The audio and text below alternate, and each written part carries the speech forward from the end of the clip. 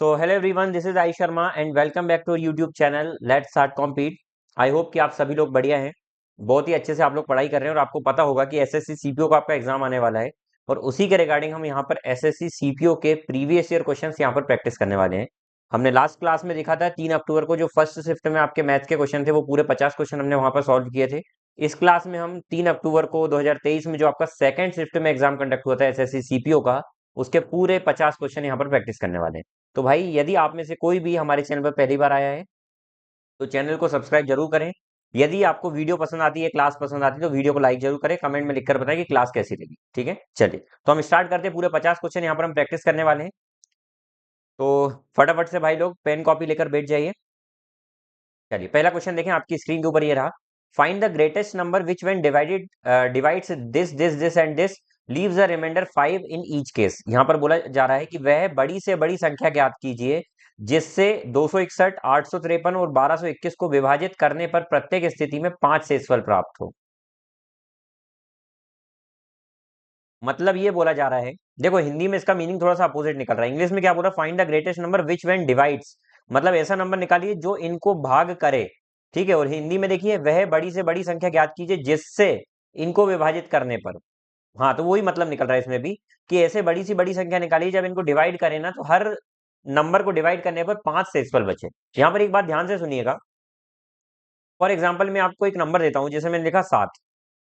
ठीक है, दूसरा नंबर देता हूं 9 और तीसरा नंबर देता हूं मैं आपको बोल देता हूं 17।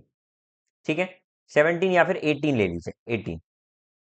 चलिए मान लेते हैं इन सबको डिवाइड करता हूं मैं 4 से। यदि इन सबको 4 से मैं डिवाइड करता हूं तो पहले केस में रिमाइंडर 3 बचेगा, दूसरे केस में रिमाइंडर 1 बचेगा, तीसरे केस में रिमाइंडर कितना बचेगा, 2 बचेगा। तो आप देख रहे हैं यहाँ पर 3 1 2 बच रहा है। लेकिन अगर मैं कोई ऐसी संख्या बोलूं, मैंने बोला 7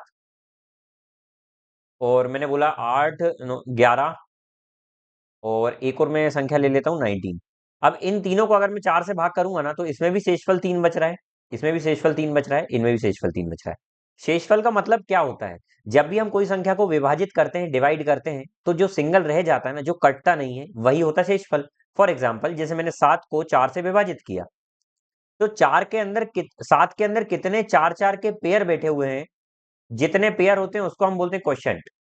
ठीक है, भागफल। और जितने पेयर बच जाते हैं उसको हम बोलते हैं शेषफल। क्या बोलते हैं, शेषफल। मतलब जितना बच जाता है वो शेषफल। फॉर एग्जाम्पल ये 7 के अंदर एक जो है वो 4 का पेयर बैठा होगा, 4 का एक जोड़ा बैठा होगा और बचे हुए 3 जो है वो 4 का जोड़ा नहीं बना पा रहे हैं, क्योंकि यहाँ पर 4 4 के जोड़े बनना चाहिए। तो यहाँ पर 3 सिंगल बैठा हुआ है और इसी 3 को हम क्या बोलेंगे, शेषफल बोलेंगे, या फिर हम इसको रिमाइंडर के नाम से जानते हैं। क्या इतनी बात क्लियर हुई? तो यहाँ पर क्वेश्चन ये बोल रहा है आपसे कि हर केस में रिमाइंडर 5 बच रहा है। मतलब कोई एक ऐसी संख्या होगी जिसमें रिमाइंडर 5 बच रहा है। तो यदि मैं इन सब में से 5 को हटा दूं, मतलब जो चीज नहीं कट रही है उसको मैं हटा दूं, तो जो सिंगल बच जाएगी, जो संख्या बच जाएगी, वो पूर्णतः विभाजित होने वाली होगी। तो सर यहाँ पर 261 में से यदि मैं 5 घटा दूंगा तो यहाँ पर वो संख्या क्या बन जाएगी, तो आप बोलेंगे सर वो 256 बन जाएगी। ठीक है, उसी प्रकार से 853 में से यदि मैं 5 घटा दूंगा तो वो संख्या क्या बन जाएगी, 848 बन जाएगी। उसी प्रकार से 1221 में से यदि मैं 5 घटा दूंगा तो वो कितनी बन जाएगी, 1216। ये 3 संख्या हो जाएगी। अब इन्हीं 3 संख्या को जब हम भाग करते हैं ना तो सभी स्थिति में रिमाइंडर 5 बच रहा है, ईच केस में रिमाइंडर 5 बच रहा है। यदि सर ईच केस में रिमाइंडर 5 बच रहा था, हमने इनको डिवाइड कर दिया तो अब ये जो माइनस कर दिया, तो अब ये जो संख्या बच रही है ना, ये 100% पूरी कट रही होगी। ठीक है, तो मतलब इन सबको काटने वाली सबसे बड़ी संख्या निकालना है, तो उसको हम क्या नाम से जानते हैं, उसको हम बोलते हैं लीस्ट कॉमन मल्टीपल, एलसीएम। हम इन सब का एलसीएम निकाल देंगे। अच्छा, एलसीएम का मतलब होता है लीस्ट कॉमन मल्टीपल। एलसीएम तो इनसे बड़ा आएगा, लेकिन यहाँ पर बोल रहा है इनको काटने वाली। भैया जो काटने वाली संख्या होती है ना उसको हम एचसीएफ के नाम से जानते हैं, हाईएस्ट कॉमन फैक्टर के नाम से। और जो कटने वाली संख्या होती है उसको हम एलसीएम के नाम से जानते हैं। तो यहाँ पर क्या निकालना है, ग्रेटेस्ट नंबर, बड़ा नंबर निकालना है जो इनको काट दे। तो काटने वाला नंबर हमेशा एचसीएफ होता है, तो हमको इनका एचसीएफ निकालना है तीनों का। तो इन सबका तीनों का एचसीएफ निकालने का तरीका क्या होता है, तो सबसे बेस्ट तरीका ये होता है, 256 है, 848 है और तीसरी संख्या है 1216। तो या तो देख लो कि इनमें से सब में से काट कौन रहा है, तो दिखने में ही 16 दिख रहा है, वही काट रहा है। दूसरा तरीका मैं ये बता रहा हूँ, इनका डिफरेंस लेते हैं। ये दोनों का डिफरेंस लीजिए कितना आ रहा है, तो आप बोलेंगे सर इनका डिफरेंस आ रहा है 2, और इधर 14 में से 5 गया 9, 7 में से 2 के 5, 592 आ रहा है। इन दोनों का डिफरेंस लीजिए अब कितना आ रहा है, तो आप बोलेंगे सर 16 में से 8 गया तो 8 बचेगा, 0 में से 4 जाता है, 10 में से 4 गया तो कितना हो जाएगा 6, 11 में से 8 गया तो कितना हो जाएगा 3, ये आ गया। अब जो बच रहा है इनका डिफरेंस और लो, तो आप इन दोनों का डिफरेंस लेंगे तो क्या हो जाएगा सर, 592 में से 368 जाएगा, तो 12 में से 8 गया तो 4 बचेगा, 8 में से 6 गया 2 बचेगा, 5 में 3 गया 2 बचेगा, तो 224 टोटल इनको माइनस करने पर आ गया। तो यही वो संख्या है, यही वो संख्या है। मतलब ये बोलने का मेरा मतलब है आपसे कि देखिए एचसीएफ का मतलब होता है हाईएस्ट कॉमन फैक्टर, तो इनका मैं एचसीएफ निकालूंगा ना, तो वो एचसीएफ इनको भी काट रहा होगा और इनसे जो डिफरेंस आ रहा है उनको भी काट रहा होगा। तो जब मैंने ये नंबर निकाल लिया तो जो आपका एचसीएफ आंसर होगा ना कहीं इन डिफरेंस का एक फैक्टर रहा होगा, फैक्टर मतलब इनको काटने वाला रहा होगा। तो अब देख लो, ये देखो इतनी बड़ी बड़ी संख्या काट के देखने से बेस्ट ये है कि इसको कौन सी संख्या काट रही है इनमें से, वही अपना आंसर होगा। सर ये 17 से नहीं कटता, आप देख लें, 17 बन जाए 17, और फिर कितना बच रहा है, 3 2 5, 54 बच रहा है, तो कितना बच रहा है, 17 दूनी 34 होता है, 17 तिया 51 होता है, ये 17 से नहीं कट रहा है। 19 बन जाए 19, 34 बिल्कुल नहीं आता, 19 से भी नहीं कटेगा। 18 बन जाए 18, 44 नहीं बच, 16 से आप डिवाइड करेंगे ये कट रहा है। तो कहीं ना कहीं ये इसमें 16 का एक फैक्टर होता है, इसीलिए ये पूरा कट रहा है। 16 के टेबल में 16 वन जा 16 होता है, और कितना बच रहा है, 16 फोर जा 16, 14 जा ये होता है, इसलिए ये पूरा आ रहा है। क्या बात समझ में आ गई? तो यही वो आंसर है। मतलब ये बोला जाता है कि जब भी आप किसी नंबर का फैक्टर निकालते हैं ना, तो एचसीएफ निकालते हैं ना, तो एचसीएफ इनका डिफरेंस लेने पर जो आता है उसका एक फैक्टर भी उसका एलसीएम कहलाता है, एचसीएफ कहलाता है। ठीक है, तो ये तरीके से भी निकाल सकते हैं। दूसरा तरीका ये होता है सर कि आप इसको डिवाइड करें, बड़े नंबर से छोटे को डिवाइड करें। 848 को 256 से डिवाइड किया, सक्सेसिवली डिवाइड करते जाना है।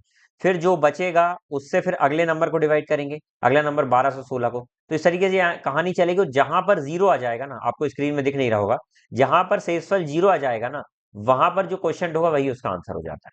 ठीक है, चलिए। तो आई होप कि आपको एलसीएम एचसीएफ निकालना आ गया होगा। ये क्वेश्चन देखें, 1 + sin² 4 minus cos² 4 into cosec² A is क्या होगा, इसका मतलब क्या होगा, इसकी वैल्यू क्या होगी, ध्यान से देखिएगा। sin⁴ माइनस cos⁴ क्या होता है, तो इसको हम ऐसा लिख सकते हैं, आपने एक फॉर्मूला पढ़ा होगा a² माइनस b², तो वो क्या होता है a प्लस बी, इंटू में होता है a माइनस बी। उसी प्रकार से इसको मैं क्या लिख सकता हूँ, sin² माइनस cos² और इंटू में आ जाएगा sin² प्लस cos²। तो शास्त्रों में इसका मतलब तो 1 होता है, तो ये क्या बन जाएगा, sin² माइनस cos², बस यही बन जाएगा। अच्छा, तो ये मैं यहाँ पर लिख सकता हूँ क्या इसकी जगह, तो आप बोलेंगे बिल्कुल लिख सकते हैं सर। 1 + sin², थीटा की जगह ए चल रहा है यहाँ पर, माइनस cos², और इनटू में यहाँ पर पूरा क्या चल रहा है, में सर ए। क्या इतनी बात क्लियर होगी? उम्मीद है कि मुझे ये बात आपको क्लियर हो गई होगी। चलिए। अच्छा, ये 1 की जगह में क्या लिख सकता हूँ, आप बोलेंगे सर sin² प्लस cos² का मतलब भी 1 होता है, ये लिख सकता हूँ। प्लस में चल रहा है sin², और माइनस में चल रहा है cos², और इनटू में चल रहा है cos²। तो ये सर cos से cos कट गया, तो यहाँ पर बचा 2 sin², और इनटू में ये cosec²। साइन और cos अपोजिट होते तो कट जाएंगे, तो 2 आंसर आ जाएगा आपका। आई होप कि आपको ये पूरी कहानी समझ में आ गई होगी। इजी क्वेश्चन था। ये वाला क्वेश्चन देखिए,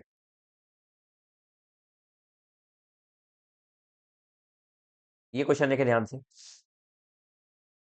आपको इनका एलसीएम निकालना है। एलसीएम निकालने का तरीका क्या होगा, ऊपर वाली संख्या का तो आपको एलसीएम निकालना है, और नीचे वाली संख्या का आपको एचसीएफ निकालना है। ठीक है, तो ऊपर वाली इन संख्याओं का अगर मैं एलसीएम निकालूंगा तो क्या हो जाएगा सर, तो 3, 81 और 9, इन तीनों का एलसीएम निकालो।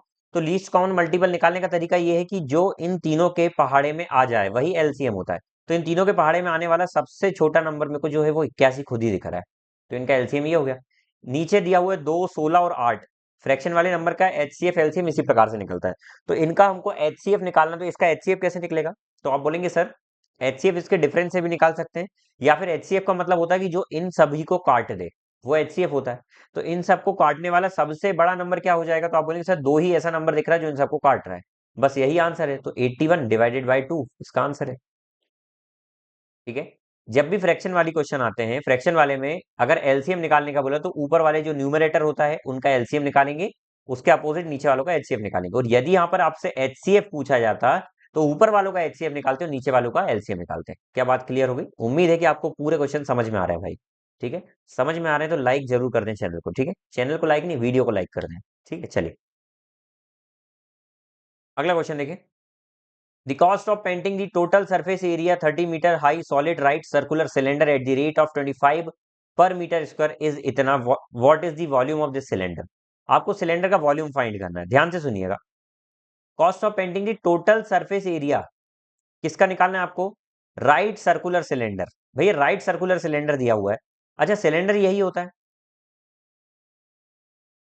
आप इसमें अगर पेंटिंग करेंगे तो इसका टोटल सरफेस एरिया क्या होगा? तो आप बोलेंगे सर देखिए यहाँ भी पेंटिंग होगी, यहाँ भी पेंटिंग होगी, दो सर्कल पेंट होंगे, तो सर्कल पेंट करने का फॉर्मूला क्या होता है? दो सर्कल है तो 2 पाई r² हो जाएगा इसका एरिया. और आजू बाजू वाला जो कर्व्ड सरफेस एरिया होगा वो क्या होता है? तो सर इसका कर्व्ड सरफेस एरिया होता है 2 पाई r h.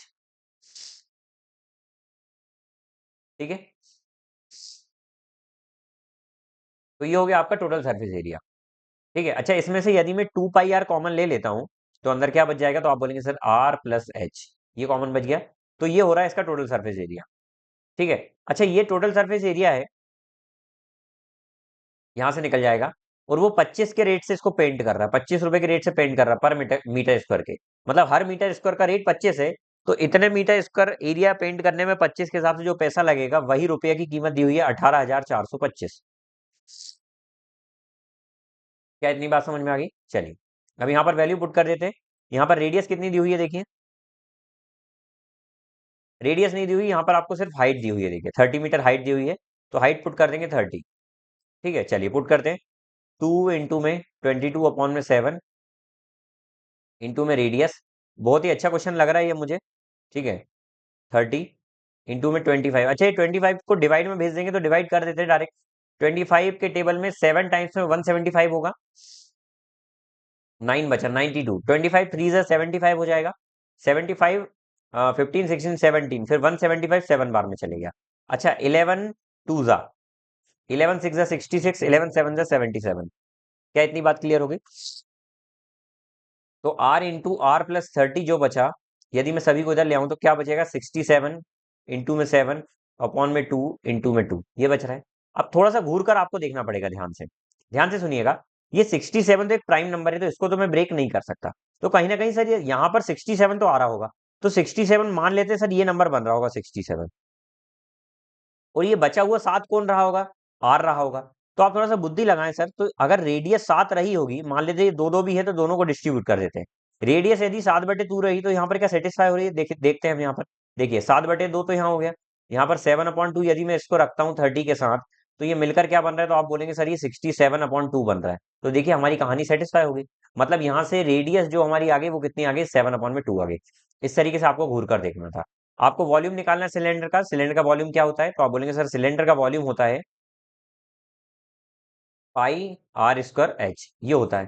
तो पुट कर देंगे 22/7 इंटू में रेडियस का स्क्वायर कितना हो जाएगा? 49/4 और इंटू में 30. ठीक है चलिए 7 7 जा 49. 4 से काटेंगे तो ये 15 बार में चलेगा और ये 11 बार में चलेगा. तो 77 इंटू 15 1155. क्या इतनी बात समझ में आ गई? ये आंसर है आपका.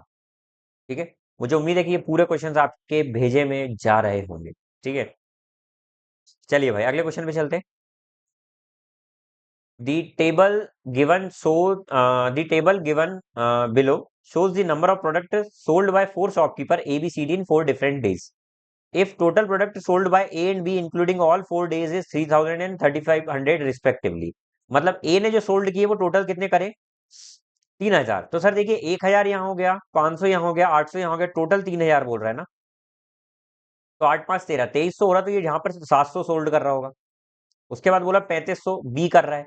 तो सर ये देखिए 1200 और 800 2000 और एक 3000 3000 तो ये कितना बच रहा है? ये 500 हो गया. क्या पूछा जा रहा है? The product sold by be on Tuesday. Tuesday के दिन बी ने जो प्रोडक्ट सोल्ड किया 500, वो कितना ज्यादा या कम है ए के द्वारा थर्सडे को बेचा गया? थर्सडे को ए के द्वारा. अच्छा तो ये 700 से कितना ज्यादा या कम है? तो आप बोलेंगे सर ये कम है. कितना कम है? तो आप बोलेंगे 200 कम है. 200 लेस है. यही आंसर है. चलिए अगला क्वेश्चन देखें. The perimeter of sector is of a circle is 24 centimetre, radius is 3 centimetre, calculate the area of sector. अच्छा क्वेश्चन है भाई. सबसे पहले तो पेरीमीटर ऑफ सेक्टर देखिए. सेक्टर ये होता है, ये सर्कल का हिस्सा होता है. तो ये सेक्टर की बात चल रही है. ये वाला जो सेक्टर दिख रहा है आपको, ये सेक्टर की बात चल रही है. तो इस सेक्टर का जो है वो थीटा डिग्री एंगल रहा होगा, ठीक है। अच्छा, ये रेडियस आर, ये रेडियस आर, तो इसका पेरीमीटर क्या बनेगा, ये होता है 2 पाई आर। ये वाला जो रेडियस होता है देखिए, ये तो पूरा होता है 2 पाई आर, लेकिन 2 पाई आर का थीटा बटे 360, मतलब 360 में से थीटा जो एरिया होगा वो इतने वाले का हिस्सा होगा, ठीक है। तो यहाँ पर टोटल यदि मैं पेरीमीटर निकालूं इस सेक्टर की, तो वो क्या हो जाएगी, 2 आर हो जाएंगे, R plus R, 2 R plus 2 pi R का थीटा अपॉन 360, ये होगा टोटल पेरीमीटर, ठीक है। और यहाँ पर बोला गया है कि यदि यही टोटल पेरीमीटर, यदि मैं 2 आर को कॉमन ले लूं तो अंदर क्या बचेगा, 1 प्लस 2 पाई का थीटा बाय 360, 2 भी कॉमन आ गया ना, पाई का थीटा बाय 360। हाँ, और इक्वल टू में क्या बच रहा है, 24। रेडियस की जगह भी पुट कर दे कितना, रेडियस कितनी है, 3 सेंटीमीटर, तो 3 हो जाएगा, तो यहाँ कितना आ गया, 6, 6 4 जा 24 हो गया, 1 उधर भेजते हैं, तो पाई इंटू में थीटा अपॉन में 360 इज इक्वल टू आ गया 3, आ गया। अब देखिए मैं इसको सॉल्व नहीं कर रहा हूँ, क्यों, क्योंकि हमको निकालना है एरिया, और एरिया क्या होता है सेक्टर का, तो सेक्टर का एरिया होता है पाई आर स्क्वायर, लेकिन उसका थीटा अपॉन 360। तो आप एक बात बताइए, थीटा अपॉन में 360 इंटू पाई की वैल्यू तो 3 आ गई, तो डायरेक्ट पुट कर देते हैं, 3 इंटू में रेडियस का स्क्वायर कितना हो जाएगा, टी का स्क्वायर, तो ये आ गया 27, ठीक है। आई होप कि आपको थोड़ा समझ में आ गया, थोड़ा सा कफ हो गया है मुझे, इसलिए बोलने में प्रॉब्लम हो रही है, ठीक है। हो जाता है भाई, देखिए कफ होने के बाद भी मैं क्या खा रहा हूँ आप देख सकते हैं, इसे क्या बोलते हैं लिखकर बताए कमेंट में, ठीक है।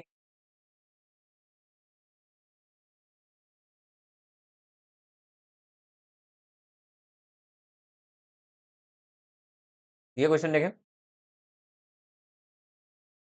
What is the length of transverse common tangent between two circle जिसकी रेडियस दी हुई है 6 and 4 centimetre and distance between them is 14।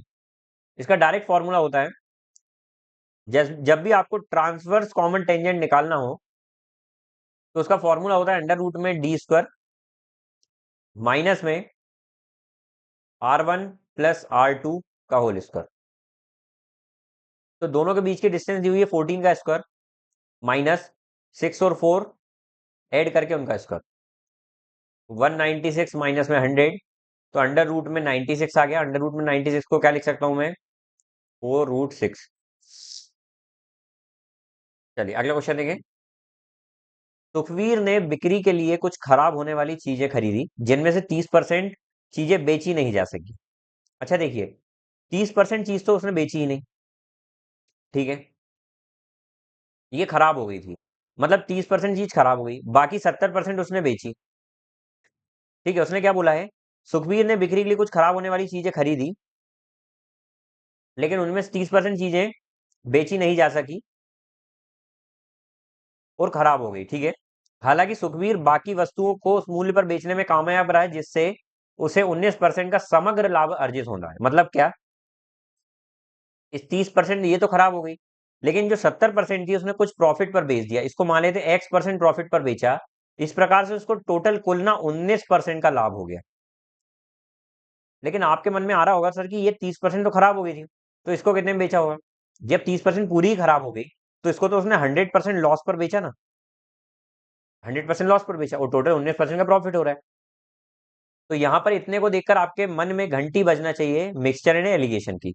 और मिक्सचर एंड एलिगेशन कैसे लगेगा कि सर पहली वस्तु को 100% लॉस पर बेच रहा है, दूसरी को X% प्रॉफिट पर बेच रहा है, जिससे टोटल 19% का प्रॉफिट बन रहा है प्लस का।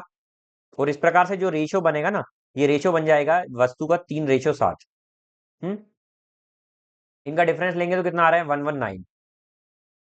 तो 7 के टेबल में कितने बार में आएगा, 7 1 जा 7 7 जा 17 जा, तो ये कितना हो जाएगा 51। अच्छा एक बात बताइए, ये छोटी रही है इससे, तो ऑब्वियस बात है ये बड़ी रही होगी, तो कितनी बड़ी रही होगी, तो ये 51 बड़ी रही होगी, तो ये 70 रही होगी, जब भी तो डिफरेंस 51 आ रहा होगा, तो ये 70% रही होगी, 70% इसका आंसर है, ठीक है। अगर ऐसे नहीं आता है तो क्या करेंगे सर, ये 51 आ रहा है, जब 119 में से 100 को माइनस करा होगा ना, क्योंकि एक देखिए मिक्सड एलिगेशन में अगर दो संख्या लिखी हुई एक यहाँ पर है, तो इससे ये बड़ा होगा ना, तो ये 100% छोटा होगा, कहीं ना कहीं इन दोनों के बीच में ही ये संख्या आती है, ठीक है। तो अगर इस संख्या को, ये वाली संख्या को इसमें से माइनस करा था, तो अब इसमें से इस संख्या को माइनस करेंगे, तो यहाँ पर वही x में से 19 माइनस करने पर 51 आया होगा, तो x की वैल्यू 70 आ गई, ठीक है। चलिए मुझे उम्मीद है कि ये पूरे कंसेप्ट आपके भेजे में जा रहे होंगे। अगला क्वेश्चन देखिए, बहुत ही इंपॉर्टेंट क्वेश्चन है भाई। तो आस्तिक ने 20% अपनी आय का 20% बचाता है। चलिए मान लेते हैं उसकी आय स्वास्थ्य की 100 रही होगी, वो अपनी आय का 20% बचा लेता है, ठीक है। जबकि शेष राशि भोजन, किराए, शिक्षा आदि पर खर्च करता है। शेष राशि मतलब 80 राशि वो खर्च करता है, ठीक है। आय का 15% भोजन पर खर्च किया जाता है। अब जो ये आय है ना, इसका 15% भोजन पर खर्च किया जा रहा है, इस आय का, ठीक है। तो उससे तो मतलब नहीं है। और आगे क्या बोल रहा है, जबकि 12,800 किराए पर, 32,000 शिक्षा पर और 7200 खरीदी पर खर्च करते हैं। खरीदारी पर खर्च की गई कुल राशि कुल खर्च का इतना है। अच्छा, कुल खर्च कितना है, इतना। तो मतलब 80 का 11.25% जो दिया हुआ है ना, उसकी कीमत दी हुई है कितनी। क्योंकि 80 का 11, देखो उसने बोला ना कि कुल खर्च का 11.25% वो खर्च करता है किस पर, वो खर्च करता है खरीदारी पर, खर्च की खरीदारी पर, है ना, शॉपिंग पर। और शॉपिंग पर यहाँ कितना बोल रहा है, 7200 रुपए। हमको निकालने का क्या बोला है, how much money is spend on food, food पर कितनी खर्च कर रहा है। तो आप देखें, फूड पर 15% कर रहा है किसका, कुल इनकम का। तो कुल इनकम का 15% मतलब 15 की कीमत आपको निकालना है, ठीक है। तो सर इतने कीमत दी हुई है, परसेंट हटाकर नीचे 100 आ जाएगा, ये 2 जीरो हटाकर भी नीचे 100 आ जाएगा, 2 जीरो 200 आ गए, ठीक है। चलिए 24 जा 25 जा, 5 से और काट देते, 5 2 जा 10, 5 2 जा 10, 5 5 जा 25, 25 9 जा 25, 4 जा, 4 से 4 घटा, 9 8 जा 0 0। तो यहाँ से एक की कीमत कितनी आ गई, 800। निकालना कितने की कीमत है, 15 का। तो 15 अट्ठे कितना होता है, 120, 2 जीरो, 12,000 इसकी कीमत है, ठीक है। ये क्वेश्चन सभी को समझ में आया। चलिए अगला क्वेश्चन देखिए, यदि कॉट थीटा की वैल्यू इतनी दी हुई है और ये दिया हुआ है, तो आपको पी की वैल्यू निकालना है। और बोल रहा है थीटा की कंडीशन है कि वो 0 से 90 के बीच में है, ठीक है। अच्छा, कॉट थीटा का मतलब क्या होता है, कॉट थीटा का मतलब होता है बेस अपॉन में परपेंडिकुलर, ठीक है। जो कि 4/3 दिया हुआ है। तो परपेंडिकुलर 3 है, बेस 4 है, तो यहाँ पर हाइपोटेन्यूज कितना हो जाएगा, 5। निकालना ये है, वैल्यू पुट कर देते हैं सर। तो क्या होगा, 5p। अच्छा एक बात बताइए, ये जो यहाँ पर लिखा हुआ है, मैं पूरा क्वेश्चन लिख रहा हूँ, कॉस स्क्वायर थीटा इंटू में sine theta is equal to, cot को क्या लिख सकता हूँ, कॉट थीटा का मतलब एक मतलब होता है कॉस अपॉन में साइन। तो कॉट स्क्वायर का मतलब हो जाएगा cos square upon sine square. तो यहाँ पर लिख दूंगा कॉस स्क्वायर अपॉन में साइन स्क्वायर। कॉस स्क्वायर से कॉस स्क्वायर कटा, तो यहाँ पर क्या बचेगा, इक्वल टू 1 अपॉन में साइन, ये एक साइन और उधर चले जाएगा तो कितना हो जाएगा, साइन क्यूब थीटा हो जाएगा। क्या इतनी बात क्लियर हो गई। चलिए यहां से यदि मुझे पी निकालना है, साइन की वैल्यू में पुट करूंगा, साइन क्या होगा, साइन थीटा होता है परपेंडिकुलर अपॉन में हाइपोटेन्यूज। परपेंडिकुलर कितना दिया हुआ है, 3, और हाइपोटेन्यूज कितना है, 5। तो यहां से मैं क्या करूंगा, perpendicular is equal to 1 upon में, ये 5 भी आ जाएगा यहाँ पर, 3 का क्यूब तो कितना हो जाएगा, 27, और ये ऊपर कितना आ जाएगा, 125, ठीक है। तो 5 के टेबल में 25 बार में चले जाएगा, तो 25/27 इसका आंसर, ठीक है। चलिए अगला क्वेश्चन देखें, एक ग्रामीण चुनाव में शाहरुख को कुल वेद मतों का 80% मत प्राप्त हुए। In a village election Shahrukh got 80% of total votes, total valid vote का। अब ध्यान से सुनिएगा, जब भी इलेक्शन होता है ना भाई, तो इलेक्शन में दो चीजें होती है। पहला, मान लेते कि टोटल 100 वोट थे, मान लेते वोटर लिस्ट में टोटल 100 वोटर्स थे, वोटर लिस्ट में 100 वोटर लिस्ट थे। तो अब इसमें क्या होता है ना, कुछ लोग तो वोट डालने जाते नहीं है। पहले तो लोग कटते हैं कब, जब वोट डालने जाते नहीं है। और दूसरा कब कटते हैं, जब वोट डालने के बाद भी अवैध हो जाता है वोट। अवैध कब होता है, कि जब हो सकता है कि वोट डालने गए, आपने बटन दबाया, बटन सही से नहीं दबाओ, या फिर आपको दया आ गई दोनों को देखकर, आपको किसी को देखकर दया आ गई कि हमेशा इन्हीं इनको देख रहे हैं, है ना, तो आपने दोनों बटन दबा दी, ठीक है। तो इस तरीके से जो वो मत होता है ना, वो अवैध हो जाता है, वो इनवैलिड हो जाता है। तो 2 बार कटता है भाई, वोटर लिस्ट में नंबर 2 बार कटते हैं। मैं किसी के कटने की बात नहीं कर रहा हूं, मैं नंबर की बात कर रहा हूँ। जो वोटिंग होती है, वोटिंग में जो वोट्स कटते हैं वो 2 बार कटते हैं। कब, या तो वोट डालने कोई जाएगा नहीं तब वोट कटेंगे, या फिर वो वोट अवैध हो जाएगा, तो अवैध बाद में कटता है। क्या इतनी बात क्लियर हुई, ठीक है। लेकिन अब जो जीतता है चुनाव, वो कहां से जीतेगा, तो सर देखिए पहले तो जो वोट डालने नहीं गए उसके बाद जो वोट बचेंगे उसमें से भी दो वोट होते हैं, एक तो अवैध होता है, मतलब एक होता है वैलिड जिसको हम बोलते हैं वैध मत, और दूसरा होता है अवैध मत। अवैध मत, तो अवैध मत को क्या बोलते हैं, इनवैलिड। तो जो इनवैलिड होते हैं उसमें से तो कोई मतलब ही नहीं, जो जीतेगा विनर और लूजर डिसाइड होंगे वो इनमें से होंगे। विनर और लूजर वैलिड वोट में से डिसाइड होते हैं। क्या इतनी बात क्लियर होगी? तो यहाँ पर इतना कंसेप्ट समझने के बाद अब इस क्वेश्चन को ध्यान से देखिएगा। इसमें बोला है कि एक विलेज इलेक्शन में शाहरुख को टोटल वैलिड वोट का 80% मिलता है, 10% वोट इनवैलिड हो जाते हैं। तो मान लेते हैं, अच्छा यहाँ पर कोई डालने नहीं गया वोट, इस तरीके कोई बात की नहीं जा रही है। तो मतलब सर मान लेते हैं कि 100 वोट थे टोटल, 100 में से 10% इनवैलिड हो गए। 10% इनवैलिड हो गए तो कितने बचे, 90 बचे। और ये 90 क्या है सर, ये 90 वैलिड वोट है, और वैलिड में से ही जीतते हैं। अब वो बोल रहा है शाहरुख को 80% मत मिले, किसका, 90 का 80%। इस 90 का 80% मिला है। ठीक है, और आगे क्या बोला जा रहा है, if total number of vote was इतना, यदि कुल वोट इतने थे, मतलब 100 की कीमत दी हुई है भैया, कुल वोट इतने थे मतलब 100 की कीमत दी हुई है, ध्यान से सुनिएगा, यहीं पर गलती कर देता है बच्चा। ठीक है, find the number of valid vote on the other candidate God. एक बात बताइए, यदि इसको 80% मिला तो इसको कितना मिला होगा, 20%। लेकिन 20% किसका, 90 का। और 90 का हमने अगर 100 माना था ना, तो उस हिसाब से 90 का 20% यदि मैं निकालूंगा तो कितना हो जाएगा, 18। तो 18 वोट किसको मिले हैं, दूसरे कैंडिडेट को मिला है। तो हमको 18 की वैल्यू निकालना है। तो सर यहाँ पर 100 की वैल्यू इतनी, तो एक की वैल्यू कितनी, 45। तो 18 की वैल्यू कितनी हो जाएगी, 18 चौको 72, और 90, 720 और 90 कितना हो जाएगा, 810। 810 वोट मिले। इतनी बात साफ हो गई। मुझे उम्मीद है कि इतनी बात आपको पूरी साफ हो गई होगी। ठीक है, चलिए अगला क्वेश्चन देखें। If difference between selling price of an article at profit 10% and 7% is 6, यदि दो वस्तु को बेचने पर एक को 10% पर बेचता है लाभ पर, दूसरे को 7% पर, तो इसमें जो प्रॉफिट हो रहा है, जो लाभ हो रहा है, उसका अंतर यदि 6 रुपए दिया हुआ है। देखिए एक ही वस्तु को दो बार बेच रहा है, पहले 10% पर बेच रहा है और दूसरा 7% लाभ पर बेच रहा है। तो इन दोनों में जो लाभ का अंतर है, यहाँ पर 3% दिख रहा है और वो बोल रहा है 6 रुपए का लाभ है। तो सर 3% की कीमत 6 रुपए, तो कॉस्ट प्राइस निकालना है। कॉस्ट प्राइस हमेशा अपने आप में 100% होती है। तो 3% की कीमत 6 रुपए, तो 1% की कीमत कितनी है, 2 रुपए, हो जाएगी 2 रुपए। तो 100% की कीमत कितनी हो जाएगी, 200 रुपए। कितनी हो जाएगी, 200 रुपए। तो 200 रुपए आंसर है। साफ हो गई बात। चलिए अगला क्वेश्चन देखते हैं। ये वाला क्वेश्चन देखिए, ये वैसे तो होमोजीनियस है, आप वैल्यू पुटिंग से कर सकते हैं, लेकिन मैं फॉर्मूले से डायरेक्ट बता देता हूँ। देखिए यहाँ पर यदि मैं ए स्क्वायर घूर कर देखूं, यदि मैं माइनस कॉमन ले लूं, तो माइनस कॉमन लेने से होगा क्या, B square plus twice of B C plus C square. इसको देखकर यदि घंटी नहीं बजी तो कोई मतलब नहीं है दुनिया में आपका बेटा, और इसको देखकर घंटी नहीं बजी तो ए प्लस बी का होल स्क्वायर बन रहा है और माइनस में सी स्क्वायर, ये ए प्लस बी का होल स्क्वायर बन रहा है। और ये, तो आप बोलेंगे सर ये भी बन रहा है किसका, बी प्लस सी का होल स्क्वायर, इसी प्रकार से। और अपॉन में क्या आ जाएगा, ए प्लस बी का होल स्क्वायर माइनस में सी स्क्वायर। अच्छा एक फॉर्मूला पड़ा है, ए स्क्वायर माइनस बी स्क्वायर क्या होता है, तो आप बोलेंगे ए प्लस बी इंटू में ए माइनस बी। तो उसी प्रकार से इसको यदि मैं लिखूंगा तो क्या हो जाएगा, ए प्लस बी, बी की जगह यहाँ पर बी सी दिया हुआ है, इंटू में ए माइनस बी, तो ए माइनस बी प्लस सी। अपॉन में क्या आ जाएगा, ए प्लस बी में क्या आ जाएगा, ए प्लस बी प्लस सी, और ए प्लस बी माइनस सी, ये कट गए दोनों। तो आंसर ये बचा, ये आंसर ये दिख रहा है आपको। ठीक है, चलिए तो अगला क्वेश्चन देखते हैं। इवेल्युएट करना है। देखिए बोर्ड मास क्या बोलता है, विबोर्ड मास होता है, विबोर्ड मास। ठीक है, ये होता है आपका subtraction, addition, multiplication, division. Of मतलब भी मल्टीप्लिकेशन ही होता है।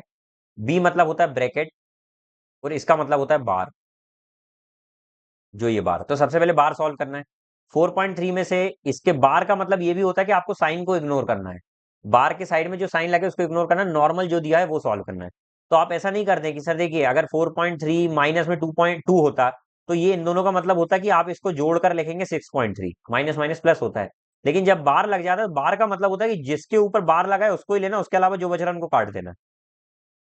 ठीक है, तो आप बोलेंगे सर इस माइनस को भी काट देंगे, कि नहीं भाई ये तो अंदर आ रहा है ना, इसलिए 4.3 में से 2 गया तो कितना बचेगा, 2.3 माइनस में 5.4, 5.4 में से 2.3 माइनस होगा तो कितना बचेगा, तो आप बोलेंगे 3.1, इसका मतलब 3.1। अब 3.1 जब माइनस होगा तो कितना बचेगा, 3.4, 3.4 जब इसमें से माइनस होगा इसमें से तो कितना बचेगा, 5.2, 5.2 जब इसमें से माइनस होगा तो फाइनली कितना बचेगा, तो आप बोलेंगे 1.7, वो 1.7 आंसर है।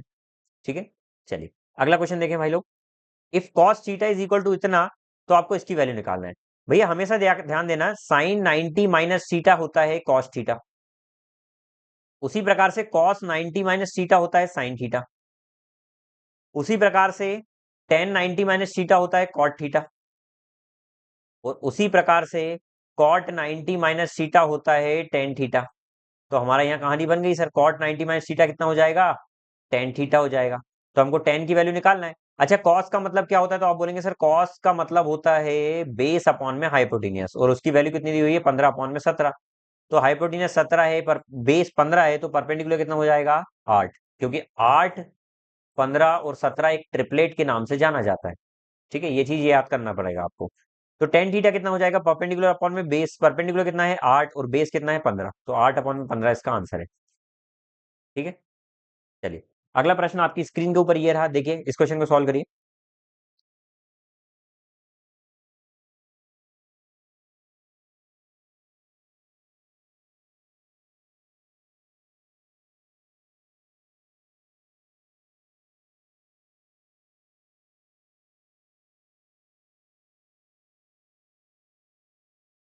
एक इसी काम को 8 दिन में पूरा करता है, बी उसी काम को 7 दिन में पूरा करता है।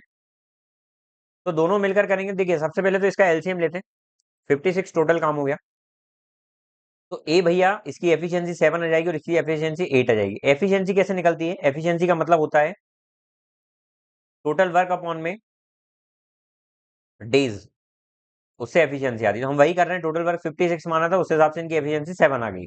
ठीक है, if they work at it alternatively, मतलब यदि ऑल्टरनेटिवली मतलब होता है एक के बाद एक, यदि वे ए से काम शुरू करते और बारी बारी से कार्य करते हैं, तो मान लेते पहले दिन ए ने करा फिर बी ने करा, तो पहले दिन ए करेगा 7 फिर बी करेगा 8, तो टोटल 2 दिन तक जो काम करेंगे ना, 2 दिन में टोटल इनका 15 काम हो जाएगा।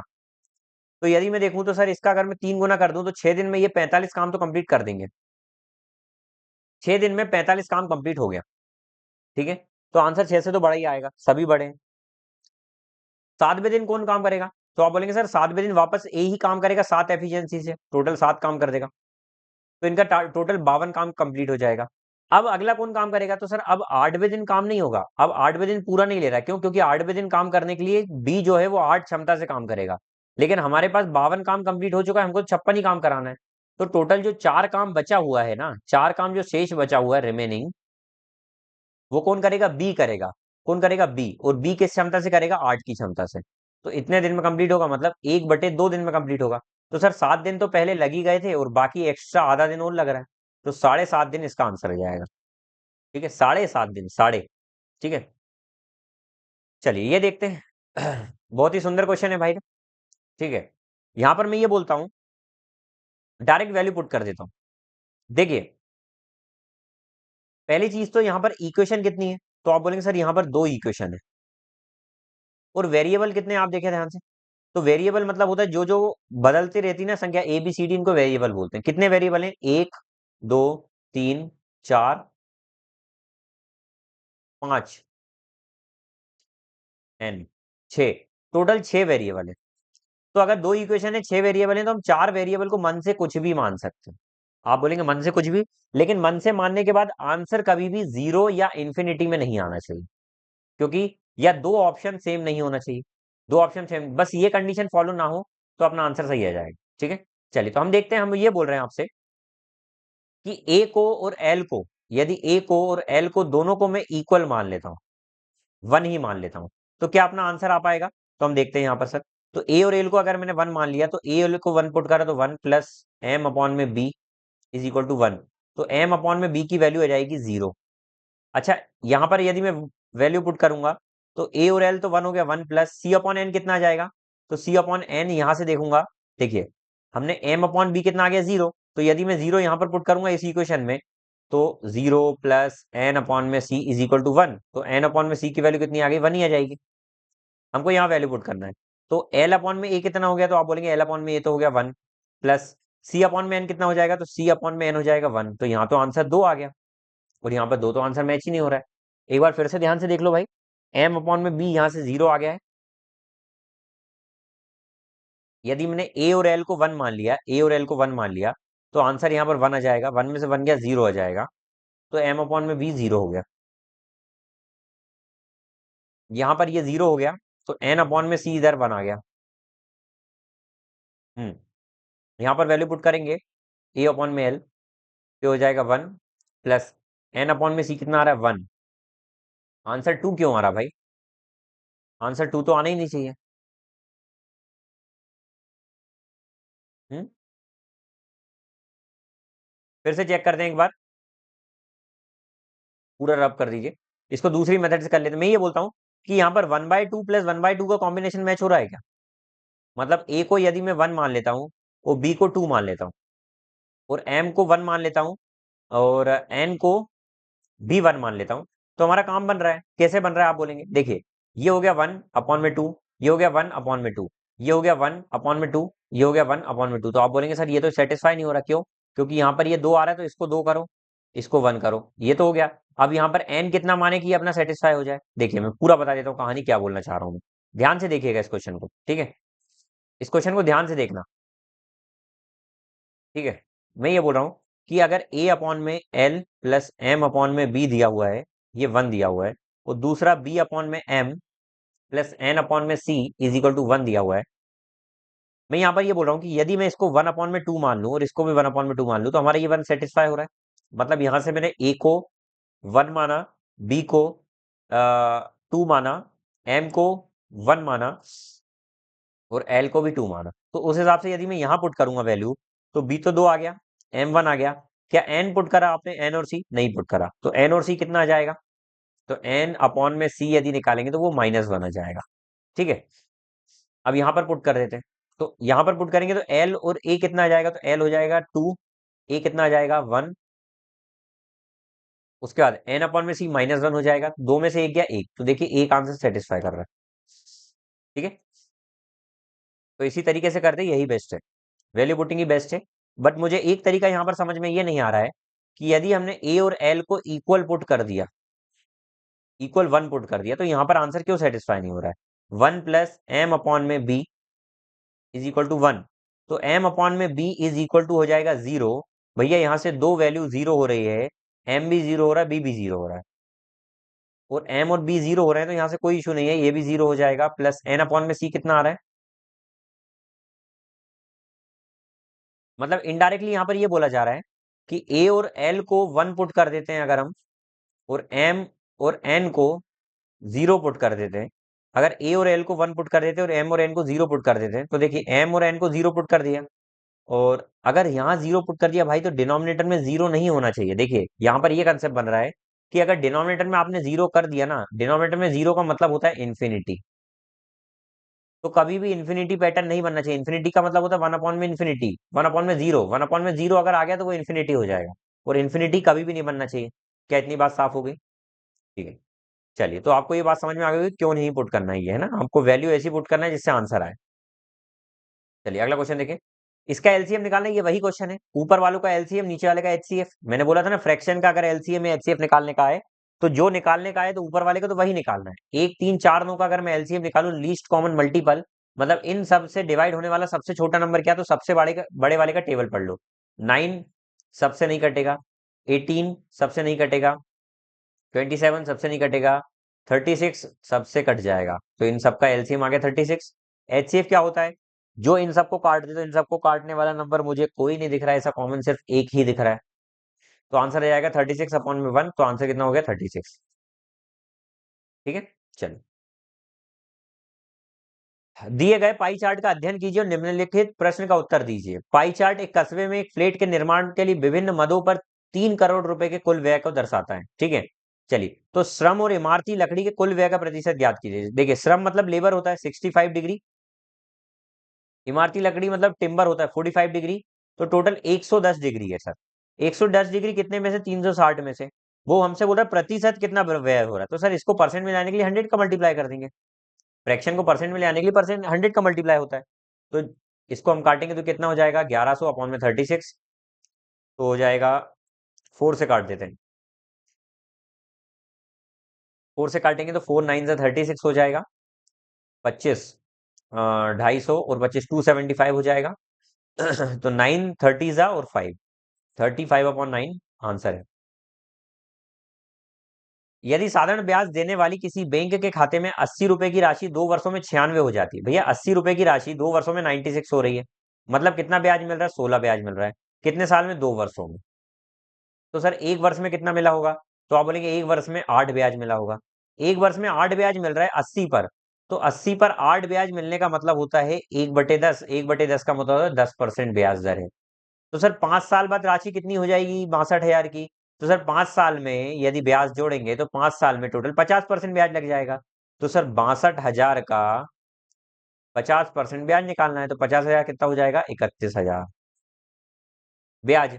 तो मूलधन था 62,000, 31,000 अगर ब्याज लग जाएगा तो 93,000 वो राशि हो जाएगी, 93,000 वो राशि हो जाएगी। ठीक है, चलिए अगला क्वेश्चन देखें। ये देखते हुए कि मतदाताओं की कुल संख्या 1,46,000 है, यदि चुनाव में किसी उम्मीदवार को कुल वैध मतों के 75% मत प्राप्त हुए और कुल मतों के 5% मत अमान्य घोषित किए गए, तो चुनाव में उम्मीदवार के पक्ष में डाले गए वैध मतों की संख्या ज्ञात कीजिए। ठीक है, इसको एक बार इंग्लिश में पढ़ लेते हैं भाई। What is the number of valid vote cast in favour of candidate in election if candidate receive 75% of valid vote? यदि कैंडिडेट को 75% वैलिड वोट का मिलता है and 5% of total votes were declared invalid. देखिए यही है वो आवाज। मान लेते कि 100 वोट टोटल थे, जिसमें से 5% अवैध हो गए, तो बचे कितने? 95 बचे। कितने बचे? 95। अब ये 95 क्या है? ये वैलिड वोट है। क्या है? Valid vote. अब इस 95 का 75% वोट किसको मिल रहा है? कैंडिडेट को मिल रहा है। और आगे क्या बोला जा रहा है? टोटल नंबर ऑफ वोटर्स जो है वो इतने हैं। तो सर 100 की कीमत कितनी दी हुई है? 100 की वैल्यू दी हुई है 1,46,000। निकालना क्या है? What is the number of valid vote cast in favour of the candidate in election if candidate receive 75% of the valid vote?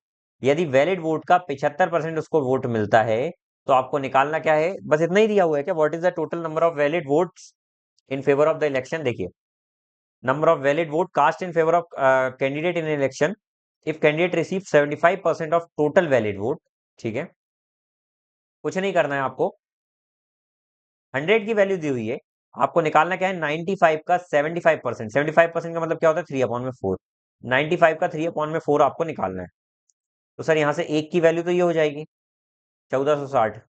तो 95 इंटू 3/4 ये निकालना है आपको। ठीक है, चलिए तो काट और पीटी मचाते। 4 3 ज़ा 12, 4 3 ज़ा 12, 4 6 ज़ा 24, 4 5 ज़ा 20। बड़ा टफ बन गया ये तो भाई। काटा पीटी में थोड़ी सी दिक्कत होगी, मल्टीप्लाई करने में कोई दिक्कत नहीं होगी, सॉल्व करेंगे फिर भी तो। ठीक है, 95 इंटू में 3। 3 से काट देते। 3 5 ज़ा 15 का 5 1 यहाँ, 19 का 9 1 यहाँ, और ये 10 इंटू में 95। लास्ट में तो 25 ही आएगा भाई। दो 5 का मल्टीप्लाई होगा 25 ही आता है। ये लो, जब भी 5 और 5 का मल्टीप्लाई होता है तो प्रलय भी आ जाएगा ना दुनिया में, तब भी 25 नहीं बदलाएगा। ठीक है, तो भाई 25 आता है, यही आंसर है, सॉल्व करने की जरूरत ही नहीं थी। ठीक है, a sum of rupees 1 lakh was taken from bank at the rate of 7%। भैया यही है खतरनाक क्वेश्चन जो भेजा था मेरे पास। ध्यान से सुनिएगा भाई, ये क्वेश्चन आपको कंपाउंड इंटरेस्ट का दिख रहा होगा। 7% ब्याज लग रहा है 5 साल तक। 1 2 3 4 5, 5 बार 7% ब्याज लगेगा। यदि इसको सक्सेसिव बनाओगे भाई, तो पहली चीज तो तकलीफ होगी। तो यदि आपको देखकर एग्जाम में ये क्वेश्चन समझ में आ जाए कि कंपाउंड इंटरेस्ट का और टाइम टेकिंग है, तो मेरा सजेशन ये है आपसे कि सबसे पहली नजर में यदि आपसे ये हो जाए, इसके बाद अगर आप डिमोटिवेट फील ना करें, आपकी प्रैक्टिस अच्छी है, तो इस क्वेश्चन को सॉल्व करें आप जरूर। और यदि प्रैक्टिस अच्छी नहीं है, आपको लगता है कि पहली बार में हो सकता है गलत हो जाए, क्योंकि आपको इस क्वेश्चन को एक बार में परफॉर्म करना पड़ेगा। यदि सही कर दिया तो ठीक है, गलत करा तो डिमोटिवेट अलग होंगे, क्योंकि इसमें समय भी लगेगा और डिमोटिवेट हो जाएंगे फिर। ठीक है, तो बेस्ट तरीका है इसको स्किप करके आगे बढ़ जाए, लास्ट में सॉल्व करें। और नहीं तो सॉल्व ऐसे भी कर सकते हैं। मैं आपको सॉल्व करना बता रहा हूँ, देखिए। मुझे जो लग रहा है बेस्ट तरीका वो ये है, अपन ने सक्सेसिव परसेंट का फॉर्मूला पढ़ा हुआ है, x plus y plus minus x y upon में 100, ये पढ़ा हुआ है। ठीक है, तो यहाँ पर मैं वही लगाता हूँ। पहले तो 2 7 पर लगाता हूँ, स्टार्टिंग के 2 7 पर लगाता हूँ। तो कितना हो जाएगा? 7 + 7 + 7 इंटू 7 अपॉन में 100। तो हो जाएगा 14 प्लस 0.49, तो हो जाएगा 14.49।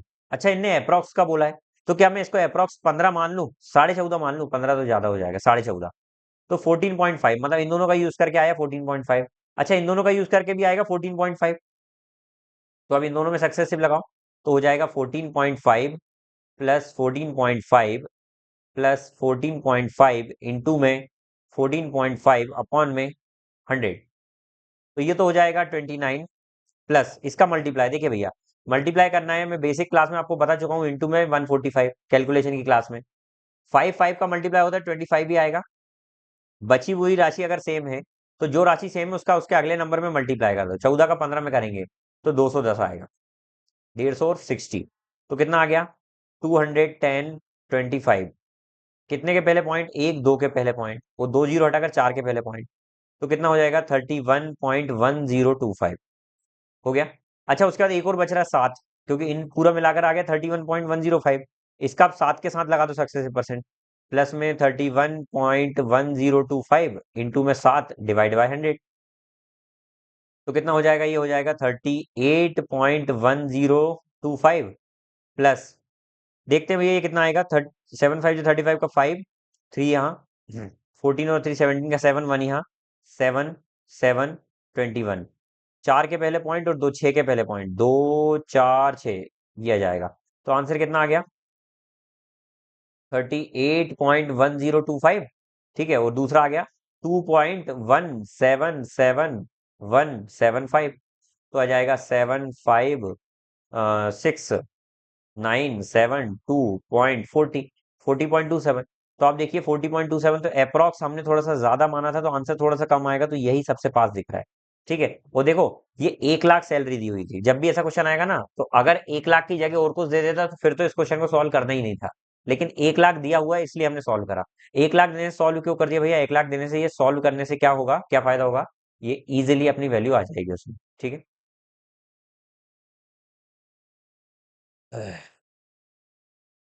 देखिए भाई, ये देख नहीं रहा था, ये क्वेश्चन देख लें ध्यान से, दिख गया होगा आई होप। नहीं दिखा तो देख लेना। ठीक है, चलिए ये वाला क्वेश्चन देखें। The least common multiple of this, least common multiple का मतलब होता है एलसीएम, इन सब का एलसीएम निकालना है। इन सब का एलसीएम का मतलब होता है कि इसमें सबसे बड़ी संख्या से कट जाए पूरी संख्या है। तो 504 से ये तो कटेगा नहीं, क्यों? क्योंकि 504 का 4 गुना करूंगा मैं तो 2016 हो रहा है, तो फिर तो ये आएगा ही नहीं। 504 का 6 गुना करूंगा तो 30, तो ये भी नहीं आएगा भाई। 7 गुना में 3500 से ऊपर निकल जाएगा, तो ये भी नहीं कट रहा है। 9 टाइम्स करूंगा तो 504 9 या 4536 हो रहा है, तो ये भी नहीं आएगा। तो सर 100 ये तो आ रहा है, तो यही अपना आंसर होगा 5040। ये होता है तरीका, पूरा सॉल्व करना ही नहीं होता एग्जाम में। ठीक है, चलिए, what is the difference between total surface area and curved surface area of hemisphere? Hemisphere क्या होता है? ये होता है सर। इसका टोटल सरफेस एरिया क्या होगा? तो आप बोलेंगे सर टोटल सरफेस एरिया एक तो ऊपर वाला हो जाएगा पाई आर स्क्वायर, प्लस ये इतना इतना होता है 2 पाई आर स्क्वायर, तो ये हो जाएगा इसका टोटल सरफेस एरिया हो जाएगा 3 पाई आर स्क्वायर। और कर्व्ड सरफेस एरिया कितना है? इतना इतना, तो सर वो होता है 2 pi r square curved surface area. तो इन दोनों का डिफरेंस पाई आर स्क्वायर ही तो आ रहा है ना भैया। पाई आर स्क्वायर की वैल्यू निकालना है, लेकिन यहाँ पर बोला गया है 4 सेंटीमीटर डायमीटर है, तो रेडियस कितना हो जाएगा? 2। तो वैल्यू पुट कर देते पाई इंटू में रेडियस का स्क्वायर मतलब 2 का स्क्वायर, तो कितना हो जाएगा? 4 पाई। 4 पाई इसका आंसर है। ठीक है, चलिए। पी और क्यू किसी काम को मिलकर 30 दिन में कंप्लीट करते हैं, क्यू और आर मिलकर उसी काम को 24 दिन में कंप्लीट करते हैं, आर और पी मिलकर उसी काम को 20 दिन में कंप्लीट करते हैं। तीनों का एलसीएम लेकर मैंने बना दिया 120 काम है, तो यहाँ से 4 इसकी क्षमता आ गई, ये 5 आ गई इसकी क्षमता, और इसकी 6 आ गई। तीनों की क्षमता अगर निकालूं तो पी क्यू आर की क्षमता कितनी हो जाएगी? 15/2, मतलब इन तीनों को जोड़कर आधा कर दिया जाता है। ठीक है, तो 7.5 इसकी क्षमता आ गई। वो बोल रहा है क्यू और आर 10 दिन काम करते हैं और फिर छोड़ देते हैं। क्यू और आर ने 5 की क्षमता से 10 दिन तक काम किया, तो कहीं ना कहीं 50 काम कंप्लीट हो गया सर। तो 120 काम था, उसमें से 50 काम इनने कंप्लीट कर दिया, तो 70 काम बचा। अब 70 काम को कौन से करवाना है? पी से। पी जो है वो और कितना समय लेगा पूरे काम को करने में, रिमेनिंग काम को? तो आप बोलेंगे सर 70 था, पी से कराना है, पी की क्षमता कितनी होगी? तो सर क्यू आर की क्षमता यदि 5 है, टोटल पी क्यू आर की 7.5 है, तो पी की क्षमता 2.5 आ जाएगी। 2.5 आ जाएगी, तो इसका आंसर यहाँ से सॉल्व होगा। लेकिन मुझे ये लग रहा है यहाँ पर कहीं ना कहीं लोचा हो रहा है। 6 4 10 15 में 2, क्यू आर छोड़ देते हैं, क्यू और आर 10 दिन बाद छोड़ देते हैं, 5 10 या 50 काम हो गया। ठीक है, सही तो आ रहा है।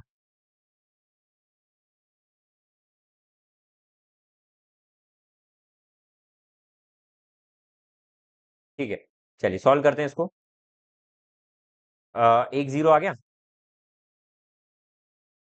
4 4 28, 28 दिन में कंप्लीट कर देगा। आपको यहाँ के how many more days P take to finish the remaining work, P कितने दिन और लेगा ताकि रिमेनिंग वर्क को फिनिश कर दे। यहाँ पर कुछ अजीब सा क्वेश्चन लग रहा है। 28 डेज और लेगा ना भाई, यहाँ पर 18 डेज क्यों दिया हुआ है?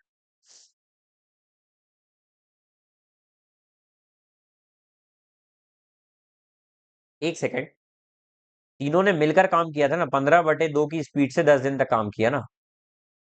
तो टोटल 75 कंप्लीट हो गया। यदि 75 काम कंप्लीट हो गया यहाँ से, तो 45 काम बचेगा ना। 45 काम बचेगा 75 होने के बाद। तो ये 45 काम को कंप्लीट कराना है, 45 को 2.5 की स्पीड से कराना है। ये जहाँ पर जीरो लग जाएगा। 25 वन जा 25, 20, 25 अट्ठे, तो 18 दिन आएगा आंसर। ठीक है, चलिए अगला क्वेश्चन देखें। भैया ध्यान से एक क्वेश्चन सुनिएगा। Cos theta is equal to होता है साइन 90 माइनस थीटा होता है। मतलब ये बोल सकते हैं कि यदि इन दोनों के एंगल को जोड़कर यदि सम 90 आ जाता है, यदि दो का सम जोड़कर 90 आ जाता है, तो वो दोनों आपस में बराबर होते हैं। कौन कौन? कॉस और साइन बराबर होते हैं, कॉसेक और सेक बराबर होते हैं इसी प्रकार से, और इसी प्रकार से टेन और कॉट बराबर होते हैं। तो सर यहाँ पर देखो, इन दोनों का सम यदि 90 बन रहा है, तो ये दोनों बराबर हुए कॉस और साइन आपस में, तो ये कट कर बना गया। साइन और कॉस देखो आपस में सम 90 हो रहा है, तो ये भी बन आ जाएगा। तो ये 5 इंटू में 1, माइनस में कॉस और साइन आपस में 1 हो जाता है, तो 1 आ जाएगा, तो माइनस में 3 इंटू में 1, तो कितना हो जाएगा? 6 माइनस 3, 3, 3 इसका आंसर है। ठीक है। In what ratio shopkeeper mix two type of rice? किस रेशियो में शॉपकीपर दो प्रकार के चावल मिलाएगा जिनका रेट 55 रुपए प्रति किलोग्राम है, 70 रुपए प्रति किलोग्राम है, ताकि जो एवरेज मूल्य है वो 65 रुपए बन जाए। चलिए, तो 65 रुपए मूल्य बनाने के लिए इसको ओवरऑल इतने में बेचेगा। यहाँ 10 डिफरेंस आ गया, यहाँ कितना आ गया? 5 आ गया। तो सर 1 रेशियो 2 में मिलाएगा। ये तो शॉर्ट तरीका कितने सारे कर चुके हैं मेरे से क्वेश्चन। अगला क्वेश्चन देखें। पाई चार्ट दिया हुआ है जिसमें 3600 बच्चे इनरोल हुए अलग अलग हॉबीज में। The number of student enrol in painting में कितने आ रहे हैं देखिए आप। तो आप बोलेंगे पेंटिंग में आ रहे हैं सर 13%। 13% नहीं, 15%, ये है पेंटिंग। 15% आ रहे हैं। वो बोल रहा है total number of student enrol in painting classes approximate what percent of total enrol in singing. Singing में कितने इनरोल हो रहे हैं उसका कितना परसेंट है। तो परसेंटेज में आंसर लाना है, तो एक्चुअल वैल्यू में कोई मतलब नहीं जाने से। 15% 18 में से परसेंट में जाने के लिए इंटू 100। ठीक है। 3 5 15, 3 6 18, 5/6। 1/6 कितना होता है? 1/6, 16.66। ठीक है। तो इसका 5 गुना करेंगे तो कितना हो जाएगा? 80.3 अप्रोक्स। तो ये आंसर आ गया। ठीक है, चलिए अगला क्वेश्चन देखें। इन चेन्नई, एक सेकेंड, 16 × 5 = 80, 83 आ जाएगा ना। 83.3 ऐसा अप्रोक्स चलता जाएगा, तो 83 इसका आंसर है। In Chennai the number of student in MBA, Chennai में number of student in MBA मतलब 1342 is nearly what percent of student in MA. MA में कितने हैं उसका कितना परसेंट है, इसका कितना परसेंट है। तो 1666 का कितना परसेंट है, परसेंट में आने के लिए 100 को मल्टीप्लाई, ये निकालना भाई। चलिए इसको काट देते हैं, देखते हैं भैया कितने से कट जाएगा ये। तो आप बोलेंगे सर एक काम करते हैं, ये अगर मैं 4 से काटूंगा तो ये कट नहीं रहा, 2 से तो कट सकता है। 2 6 = 12, 2 7 = 14, 2 1 = 2 8 = 16, 2 3 = 6, 2 3 = 6। अब अप्रॉक्स आप देखें, तो आप ये देखेंगे ना कि ऊपर बच रहा है 67100 अपॉन में 833। यदि मैं इसको काटूंगा तो 10 बार में तो पूरा जा नहीं रहा है। 8 बार में देखेंगे तो 64 होता है, 8 टू 64। तो 8 बार में तो पक्का जा रहा है। इंटू 8 करने पर, ये इंटू 8 गुना करने पर पक्का जा रहा है। लेकिन इंटू 9 करने पर तो ज्यादा हो जा रहा है, तो 9 तो जाएगा नहीं, 8 तो पक्का जाएगा। तो 8 वाला तो एक ही ऑप्शन है ना सर, तो 80 ही आंसर आएगा। इस तरीके से करना होता है इस क्वेश्चन को। एक कोनिकल शेप का वेसल है जिसकी रेडियस है 21 सेंटीमीटर। ठीक है सर, इसकी रेडियस है 21 सेंटीमीटर। उसकी स्लेंट हाइट दी हुई है 25 सेंटीमीटर। कर्व्ड सरफेस एरिया निकालना है, या उसको वाइट वॉश करना है।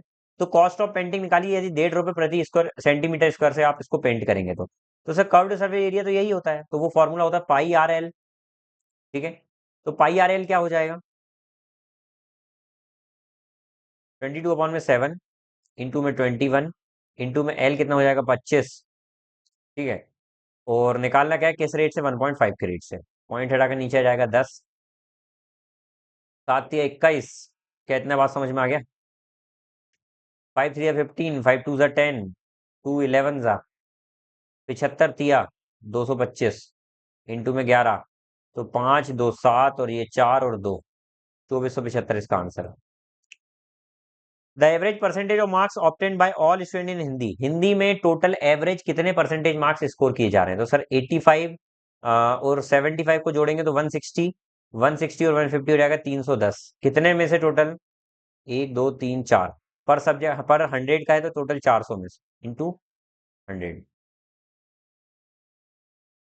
तो कितना हो जाएगा 4, 428, 3 यहाँ 428.5, 77.5 इसका आंसर है।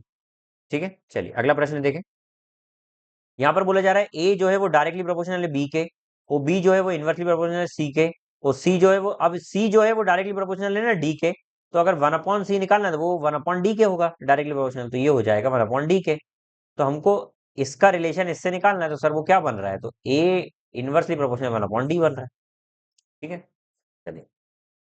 Reema run 5/4 time fast as Rekha. Reema madam जो है ना वो रेखा मैडम से 5/4 गुना फास्ट है, मतलब 5/4 टाइम्स एज फास्ट एज रेखा, मतलब ये इनकी स्पीड का रेशियो है। और स्पीड इक्वल टू होता है डिस्टेंस अपॉन में टाइम। रीमा रेखा से 5 गुना तेजी से दौड़ती है, तो ये देखो ये 5 गुना तेजी से दौड़ती है। इसे देखते हुए रीमा एक मैत्रीपूर्ण रेस प्रतियोगिता में रेखा को 50 मीटर की बढ़त देती है। भैया इसी के कारण क्या होता है ना, रीमा बोलती है रेखा से कि तू 50 मीटर आगे खड़े हो जा। अच्छा टाइम तो सेम ही लग रहा है, दोनों को सेम टाइम में ही रेस होती है, तो यहाँ पर डिस्टेंस का रेशियो क्या हो जाएगा, क्योंकि टाइम अगर कांस्टेंट है तो स्पीड डायरेक्टली प्रोपोर्शनल होगा डिस्टेंस के, तो यहाँ से ये भी रेशियो 5/4 बन जाएगा। रीमा ये बोल रही है कि भैया मैं 5 डिस्टेंस चलूंगी तो तू 4 ही चल पाएगी, लेकिन हमको अगर समय पर पहुंचना है, तो रीमा मैम ने ये बोला कि आप एक काम करिए। रीमा बोलती है कि मैं यहाँ पर खड़ी हो रही हूँ, और रेखा से बोला कि आप आगे खड़े हो जाइए 50 मीटर का स्टार्ट लेकर। यही 50 मीटर का तो स्टार्ट था, मतलब जो रीमा मैडम है ना ये पूरा चलेंगी, लेकिन रेखा मैडम 50 मीटर कम चलेंगी, इसको 50 मीटर आगे ही भेज दिया। तो यदि हमको टोटल डिस्टेंस निकालना है, तो रीमा की दूरी निकाल दो कि रीमा कितना चल रही है। तो सर यहाँ पर एक की कीमत आ गई 50, तो रीमा मैम 5 चल रही है, तो 50 5 की कीमत कितनी हो जाएगी, 250। ये 250। चलिए अगला प्रश्न देखिए। The percentage of total expenditure on labour and timber, labour और टिम्बर पर total percentage, percentage of total expenditure कितना हुआ। तो लेबर और टिम्बर को अगर मैं ऐड करूंगा तो 65 + 45 कितना हो जाएगा, 110। तो 110 डिग्री कितने का, परसेंटेज का, 360 में से, वो परसेंट में जाने के लिए 100 का मल्टीप्लाई। भैया ये तो वही क्वेश्चन है जो हम कर चुके हैं, 35/9। आई डोंट नो कि रिपीट कैसे हो गया। The curved surface area of cone whose base of radius is 7 centimetre. The curved surface area निकालना आपको कोन का जिसका बेस, रेडियस का जो बेस का जो रेडियस दी हुई है वो 7 दी हुई है, वो स्लैंट हाइट दी हुई है 10। वो कर्व्ड सरफेस एरिया होता है πRL। तो क्या हो जाएगा, 22/7 इंटू में 7 इंटू में 10, तो कितना हो जाएगा 220। 420 सुना था लेकिन 220 है। The volume of right circular cone having a base diameter 14। देखिए वॉल्यूम निकालना है राइट सर्कुलर कोन का जिसका डायमीटर दिया हुआ है 14, तो 7 हो जाएगी रेडियस, तो रेडियस आ गई 7। अच्छा वॉल्यूम क्या हो जाएगा, तो वॉल्यूम होता है 1/3 πr²h, उसकी कीमत दी हुई 196 पाई, तो 1/3 इंटू में पाई इंटू में रेडियस 7 7 49 इंटू में हाइट कितनी आ जाएगी वही तो निकालना है, 196 पाई। ठीक है, तो पाई से पाई गई। ठीक है, और 7 7 ज़ा 49, 7 2 ज़ा 14, 7 8 ज़ा 56, 7 4 ज़ा, ये 4 बार में पूरा चले गया भैया, डिवाइड हो गया। तो हाइट कितना आ जाएगा, 12 आ जाएगा। हाइट आ गया 12। यही आंसर है। अगला प्रश्न आपकी स्क्रीन के ऊपर ये रहा। John can do a piece of work in 20 days. John जो है वो किसी काम को 20 दिन में कंप्लीट करता है, रवि उसी काम को 28 दिन में कंप्लीट करता है, तो दोनों साथ मिलकर कितने दिन में करेंगे। भैया साथ मिलने का एक फॉर्मूला मैंने आपको बताया था कि जब भी दोनों से साथ मिलाकर काम कराना हो, तो उस केस में आप डायरेक्ट आंसर निकाल सकते हैं कैसे, 20 × 28 अपॉन में 20 + 28, तो 48 नीचे आ जाएगा और ऊपर कितना आ जाएगा 20 इंटू में 28। काट देते हैं भैया, 4 1 ज़ा 4 2 ज़ा, 4 7 ज़ा 28, 4 3 ज़ा 4 5 ज़ा, तो कितना आ जाएगा 35/3। तो 3 11 जा 33 और 2 11 सही, 2/3 आंसर है। चलिए अगला प्रश्न। ट्रेन ए को 36 किलोमीटर प्रति घंटे की चाल से सम्मुख दिशा में चल रही 300 मीटर लंबाई की ट्रेन को बी को पार करने में 15 सेकंड का समय लगता है। ध्यान से सुनिएगा यार, इस क्वेश्चन को करने का मैं एक अच्छा तरीका बताता हूँ, बड़ा यूनिक तरीके से करते हैं इसको। ट्रेन ए को 15 सेकंड का समय लगता है ट्रेन बी को क्रॉस करने में। ट्रेन ए को ट्रेन बी को क्रॉस करने में 15 सेकंड का समय लगता है, और दोनों 300 मीटर लंबी ट्रेन बी है, अपोजिट डायरेक्शन में क्रॉस करते हैं, तो कहीं ना कहीं ट्रेन ए और ट्रेन बी मतलब 300 मीटर ये दोनों ही कवर होगा, तो इसको क्रॉस करने में टोटल 15 सेकंड का समय लग रहा है। मैं ये बोलता हूँ कि यदि जो ट्रेन बी जो है वो 36 की स्पीड से चल रही है, इसको यदि मीटर पर सेकंड में लाता हूं मैं, तो इसमें 5/18 का यदि मैं मल्टीप्लाई कर देता हूँ, तो ये हो जाएगा 10 मीटर प्रति सेकंड। कितना हो जाएगा? 10 मीटर प्रति सेकंड। तो यदि 10 मीटर प्रति सेकंड की स्पीड से ये चलता है बी, और बी टोटल 15 सेकंड तक ये चल रहा है, मैं बोलता हूँ बी से कि तू मत चल भाई, शांत बैठ जा। यदि बी भैया 15 सेकंड तक चुपचाप बैठ जाते हैं, तो वो 150 मीटर की दूरी नहीं चल पाएंगे। तो कहीं ना कहीं इन 15 सेकंड में 150 मीटर और ज्यादा चलना पड़ेगा भैया, चलना पड़ेगा या नहीं? तो ए भैया को टोटल ए प्लस 450 मीटर की दूरी चलना पड़ेगा, और उसके लिए ये 15 सेकंड ले रहा है। समझ में आ गई इतनी बात? आगे बोला गया है, आगे बोला गया है, आगे उसमें क्या बोला है कि ट्रेन ए को, 1 मिनट रुकना है ना, जाओ। यस, क्या है ये आप बता सकते हैं? इसका कलर देखकर आप मत जाना, ना गन्ने का रस है ये, ठीक, और कुछ नहीं है। चलिए, वाह। देखो, आगे ये बोल रहा हूं मैं, ए प्लस 450 ये 15 सेकंड में चल रहा है। आगे क्या बोला जा रहा है?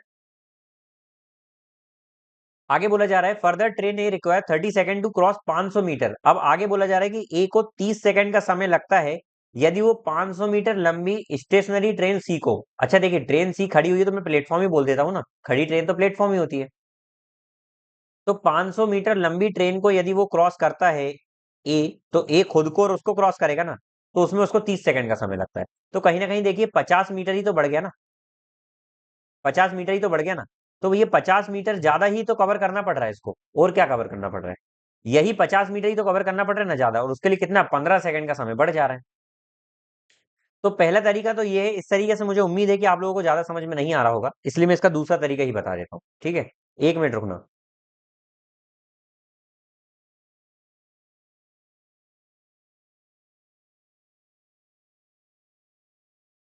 देखिए, तो ट्रेन ए 36 की स्पीड से चल रहा है, यहां पर बोला जा रहा है ट्रेन ए 36 किलोमीटर प्रति घंटे की चाल से चल रही, 15 सेकंड का समय लगता है क्रॉसेस। देखिए, आप ध्यान से सुनिएगा, जब भी दो ट्रेन अपोजिट डायरेक्शन में जाती है ना, जब भी दो ट्रेन अपोजिट डायरेक्शन में जाती है ना, ध्यान से सुनिएगा, जब विपरीत दिशा में ट्रेन जाती है, तो वहां पर स्पीड क्या होती है? प्लस होती है। और डिस्टेंस तो नॉर्मली क्या हुई होगा? प्लस ही होगा, ठीक है? यहां पर बोला जा रहा है कि ट्रेन ए, तो मैं मान लेता हूं ट्रेन ए की स्पीड कितनी होगी? ट्रेन ए की स्पीड ए है और स्पीड ट्रेन बी की बी है। डिस्टेंस की बात करें तो ट्रेन ए का डिस्टेंस डी ए है और बी का क्या है? डी बी है, ठीक है? चलिए, यहां पर बोला जा रहा है ट्रेन ए को 15 सेकंड का समय लगता है यदि वो ट्रेन बी को क्रॉस करती जो 300 मीटर लंबी है। तो भैया ये तो 300 मीटर लंबी है, लेकिन इसकी डिस्टेंस नहीं दी हुई है। अच्छा, ट्रेन ए की स्पीड दी हुई है क्या? ये भी नहीं दी हुई है। ट्रेन बी की स्पीड दी हुई है क्या? बिल्कुल दी हुई, 36। यदि इसको मैं कन्वर्ट करूंगा 5/18 का मल्टीप्लाई करके, तो ये आ जाएगा 10 मीटर पर सेकंड। तो इसकी स्पीड दी हुई है 10 मीटर पर सेकंड। तो हम बोलते हैं सर 300 मीटर प्लस ए की डिस्टेंस कवर करने में इसको टोटल किस स्पीड से कवर कर रहा है? तो आप बोलेंगे total sir 10 metre plus S A से कवर करने में इनको टोटल 15 सेकंड का समय लगता है। कितना? 15 सेकंड का समय। क्या इतनी बात समझ में आ गई? अच्छा, दूसरी कंडीशन क्या बोल रहा है कि train A require 30 second to cross 500 metre लंबा प्लेटफॉर्म। यदि 500 मीटर लंबा प्लेटफॉर्म, मतलब वही रुकी हुई ट्रेन को हम प्लेटफॉर्म बोल सकते हैं, उसको क्रॉस कर रहा है, वो खुद की दूरी, तो खुद की दूरी डी ए होगा, उसको क्रॉस कर रहा है, तो इसको क्रॉस करने में टोटल जो समय लग रहा है वो 30 सेकंड का लग रहा है। अच्छा, इसको क्रॉस किस स्पीड से किया जाएगा? तो आप बोलेंगे सर स्पीड ए से किया जाएगा, इसके लिए 30 सेकंड का समय लग रहा है। अच्छा, इसमें भी 2 का मल्टीप्लाई कर दूं पूरे में दोनों साइड, तो 2 का मल्टीप्लाई यदि दोनों साइड कर दूंगा, तो ये 2 का मल्टीप्लाई यहाँ कर दूंगा, तो ये 30-30 बन जाएगा। तो इन दोनों को बराबर कर देते, कैसे बराबर होगा? तो आप बोलेंगे सर देखिए 500 plus distance of A upon में स्पीड ऑफ ए बराबर हो जाएगा 2 में 300 plus distance of A upon में 10 प्लस स्पीड ऑफ ए। बस इसको सॉल्व करना है। अब आप देख रहे होंगे सर इतना खतरनाक दिख रहा है सॉल्व करने में, यही खतरनाक दिखने के कारण ही तो मैं आपको वो तरीका बता रहा था सॉल्व करने का, लेकिन आपको वो तरीका रास नहीं आ रहा था, ठीक है? चलिए, फिर भी इससे कर लेते हैं हम। तो हम इससे सॉल्व करेंगे तो क्या हो जाएगा? 500 plus distance of A upon में S A is equal to 600 plus 2 of distance of A upon में 10 प्लस एस ए।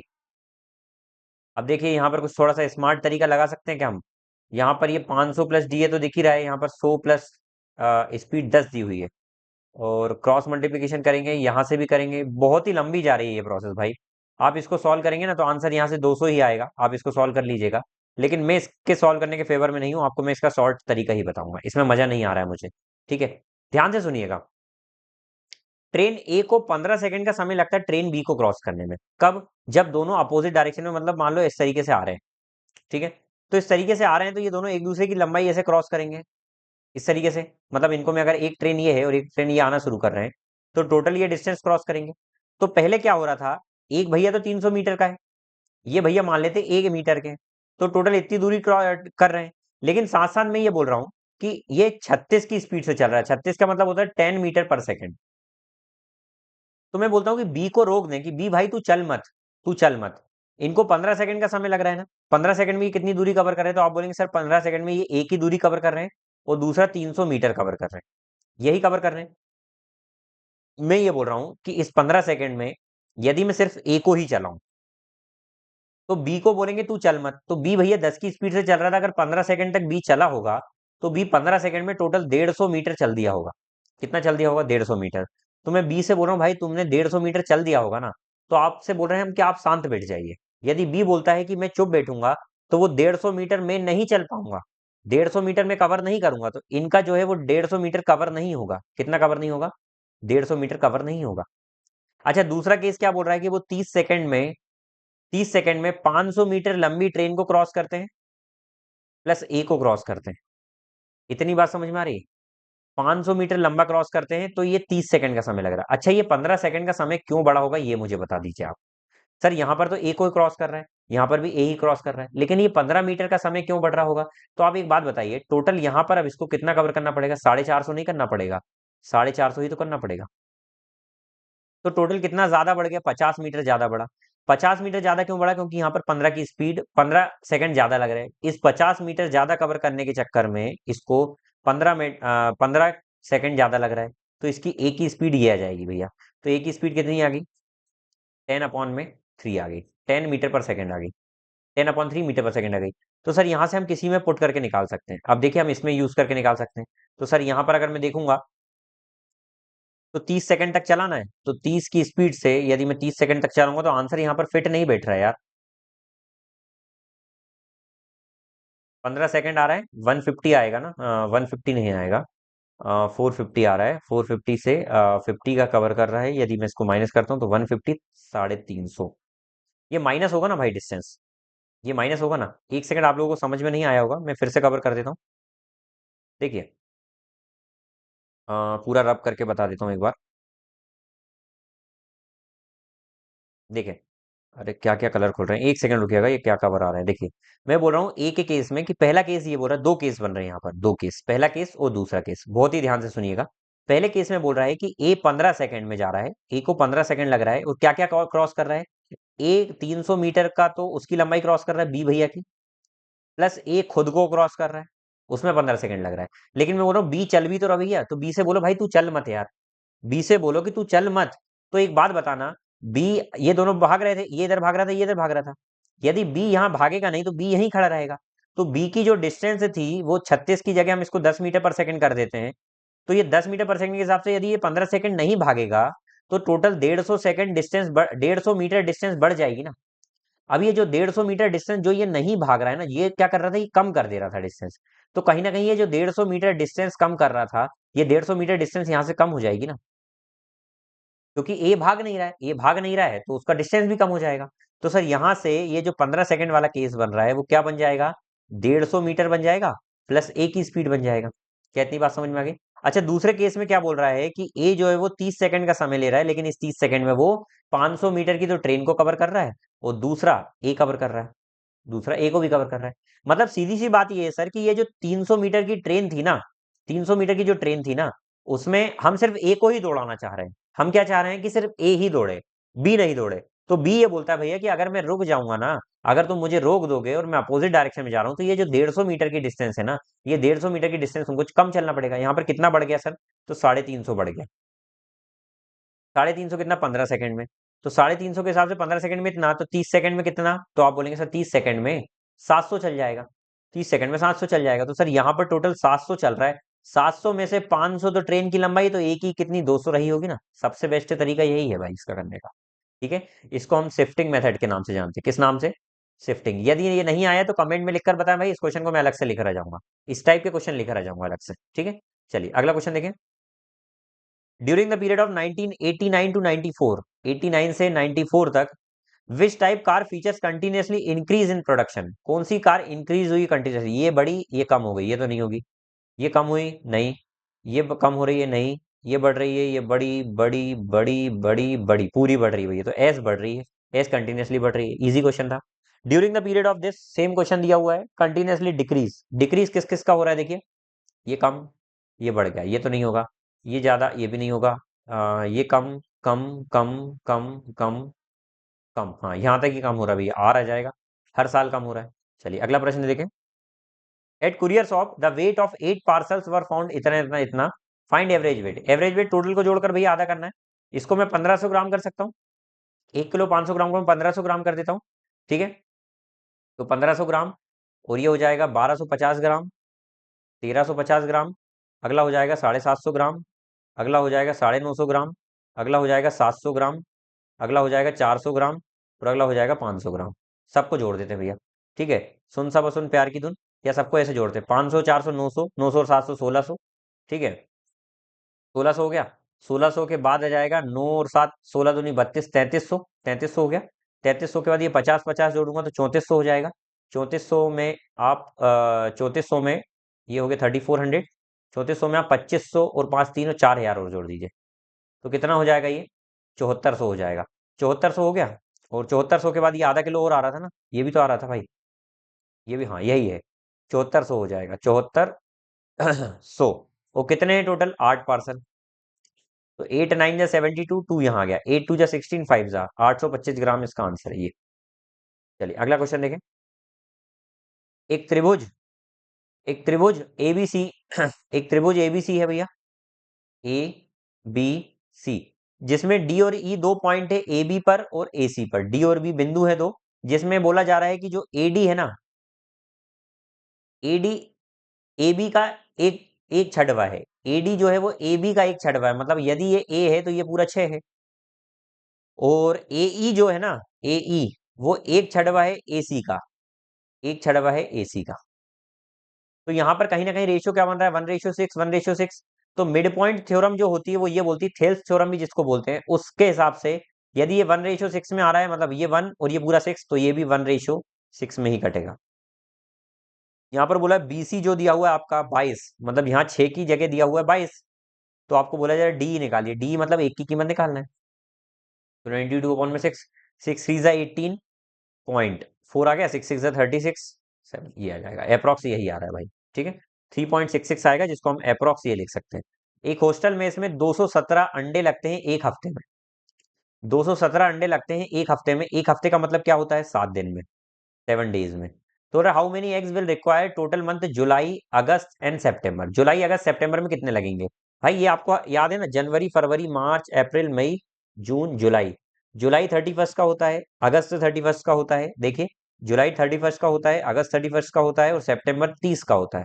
तो तीनों को मिलाकर कितना हो गया? 92 डेज। तो 92 डेज में कितने अंडे लगेंगे? तो सर यहाँ से काटेंगे तो ये 7 31, या तो 92 से करेंगे तो 2 6 9 279 और 6 285। ये लो भैया 2852 इसका आंसर आ जाएगा, यही इसका आंसर है यहाँ से। ठीक है, अगला क्वेश्चन देखो। इस एक्सप्रेशन का आपको सॉल्व करके आंसर लाना है। तो मैं बोल रहा हूँ इन सबका एलसीएम यदि मैं ले लेता हूँ तो 48 आ जाएगा। तो यहाँ से आ जाएगा 4 + 3 + 6, सबको जोड़ दो तो 13 आ जाएगा अपॉन में 48। तो यही आंसर है यहाँ से। ठीक है, a sector of a circle है सेंट्रल एंगल इतना, एक सेक्टर है सर्कल का जिसका सेंट्रल एंगल दिया हुआ है 45 डिग्री।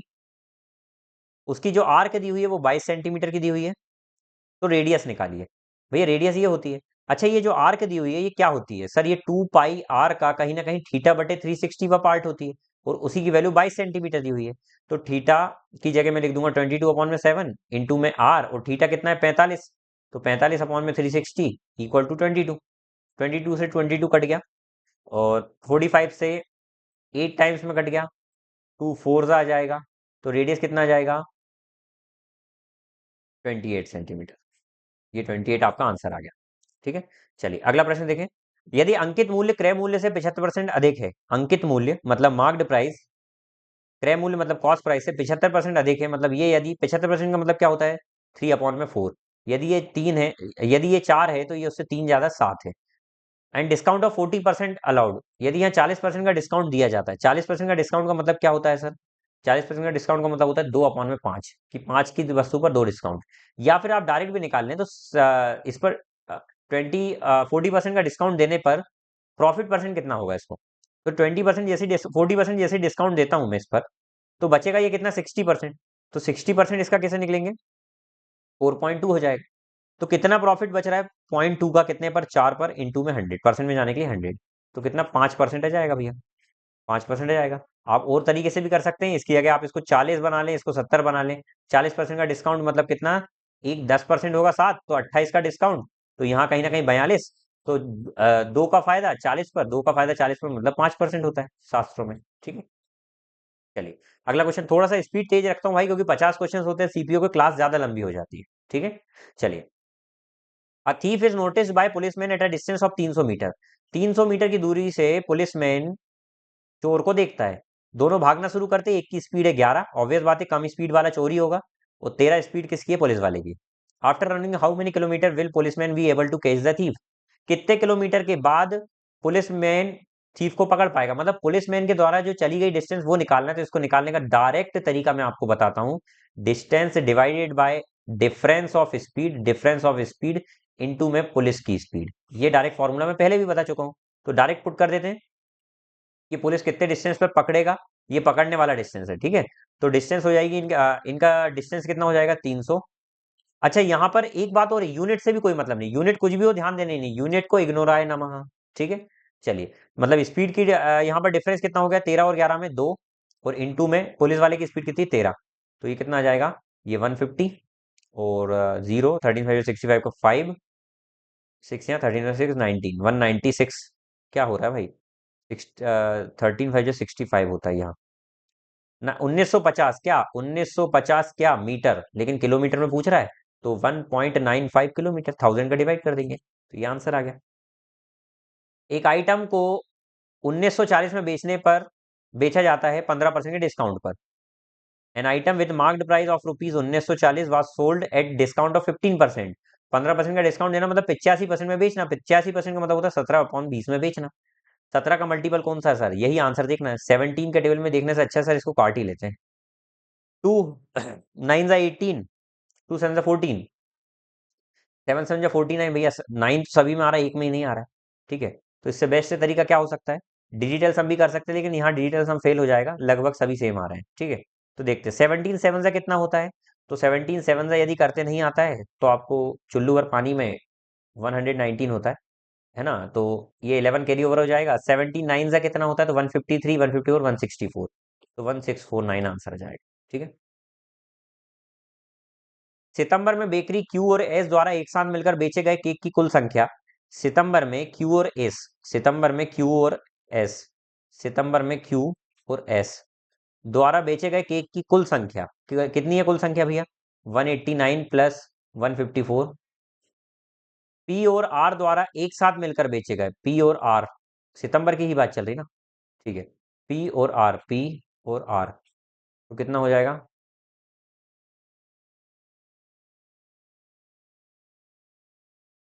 अंतर निकालना है भैया, इनको जोड़कर और इनको जोड़कर इनका अंतर निकालना है। तो कितना हो जाएगा? 5 9 और 4 13 का 3, 1 यहाँ पर कैरी ओवर। 8 और 5 होता है 13, 1 14 का 4, 1 कैरी ओवर, तो यहाँ आ जाएगा 343। और ये कितना आ जाएगा? 6। और 8 और 3, इन दोनों का डिफरेंस निकालना है, तो कितना हो जाएगा? 343। तो ये हो जाएगा 3 4 43, इसका डिफरेंस आ रहा है 43, इसका आंसर है। ये क्या हो रहा है भाई? यहाँ तो कुछ भी आ रहा है। ध्यान से देखिए, फिर से देख लेते हैं एक बार। सितंबर में बेकरी क्यू और एस द्वारा मिलकर बेचे गए कुल संख्या, नवंबर बोला था ना यार हमने, सितंबर कर लिया। नवंबर में पी और आर, नवंबर में पी और आर, तो ये नहीं था, ऊपर वाला तो सही है 343। नवंबर में पी और आर का जोड़कर कितना हो रहा है? 8 और 9 17 का 7, एक कैरी ओवर, 7 377, 377। कौन सा 77? 77। क्या ये भी इनका जोड़ना सही है? क्यू और एस 189 154, 9 और 4 13 का 3 1, 5 और 6 6 और 8 14 का 4, 1 कैरी ओवर, 2 और 1 3, 343 आ रहा है। और नवंबर में कौन कौन है भैया? नवंबर में पी और आर है, नवंबर में पी और आर है, पी और आर ये होता है 168 यार, 32 300, 168 है, वो 168 है, 16 दूनी 32, 320, 330, 336, 7 का डिफरेंस आ रहा है। ये तो डायरेक्ट था, कुछ करना ही नहीं था यार इसमें, फालतू में कंफ्यूज नहीं होना है इसमें, ठीक है, डायरेक्ट सॉल्व करना है इसको। अगला प्रश्न देखें। Find the greatest possible length that can exactly measure the length this. जब भी इस तरीके क्वेश्चन आते हैं कि वह सबसे बड़ी लंबाई ज्ञात कीजिए जो इन सबको पूरा ले ले भैया, इन सबको पूरा अपने अंदर कैप्चर कर ले, तो इस तरीके के जब भी क्वेश्चन आते हैं ना, तो उसके केस में हम HCF निकालते हैं, हाईएस्ट कॉमन फैक्टर। इन सबको काटने वाला कौन सा होगा? तो देखिए आंसर मीटर में आ रहा है, इन सबको मीटर में ही रहने देते, 6 मीटर, 5 मीटर, 5 मीटर 25 सेंटीमीटर, इसका मतलब क्या हो जाएगा? तो इसको मैं लिख दूंगा 5 मीटर 25 सेंटीमीटर ना। तो इसको प्रॉपर तरीके से हम लिखे तो 525 सेंटीमीटर लिख दूं डायरेक्ट, 525 सेंटीमीटर, ऊपर वाला 600 सेंटीमीटर, और ये कितना हो जाएगा? 1250 सेंटीमीटर। सर इन सबको करना है तो यदि मैं इनको भी सेंटीमीटर में ले आऊं ना, तो ये 750 सेंटीमीटर, ये 250 सेंटीमीटर, और ये 900 सेंटीमीटर, और ये 350 सेंटीमीटर। तो सर देखिए ये 250 ही एक ऐसा है जिसमें ताकत है इन सबको काटने की, बाकी किसी में नहीं है। आप बोलेंगे सर कैसे 250 में कैसे ताकत आ गई सर? यहाँ पर ये 600 को तो काट ही नहीं पा रहा है। भाई कहीं ना कहीं एक देखिए मल्टीपल होना चाहिए, 0.25 का मल्टीपल होना चाहिए। 0.25 के टेबल में ये भी आ जाएगा, ये भी आ जाएगा, सभी आ जाएंगे। क्यों? क्योंकि लगभग ये 6 का मतलब क्या है? 6 मीटर और 0.00 सेंटीमीटर, यही तो है ना। और 5 मीटर 25 सेंटीमीटर का क्या हो? 5 और ये 25 सेंटीमीटर, ये भी कट जाएगा। वो 12 और 50, तो देखिए 25 में ये सभी आ रहे हैं ना, इसलिए ये वाला दे रहा है। ठीक है, इसका मतलब यही था। अगला क्वेश्चन। अगले क्वेश्चन नहीं है भाई, इतने ही क्वेश्चन थे आपके। तो ये रहे आपके पूरे 50 क्वेश्चन की प्रैक्टिस, जो अपने SSC CPO 3 अक्टूबर में, 2nd शिफ्ट में हुआ था। अगली क्लास में मैं लेकर आ रहा हूँ को 3rd शिफ्ट का। ठीक है, तो भाई लोग आपका प्यार इसी प्रकार से बनाए रखें, मिलते हैं अगली क्लास में, तब तक के लिए अपना ध्यान रखिए। जय हिंद, वंदे मातरम।